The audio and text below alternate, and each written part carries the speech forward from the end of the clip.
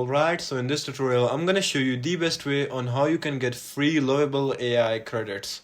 So make sure you watch this tutorial till the end to exactly know what to do.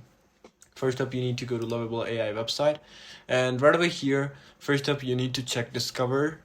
And sometimes in Discover, they give out some community type of apps which you could use, and some of them give credits, so you can just check it out over here.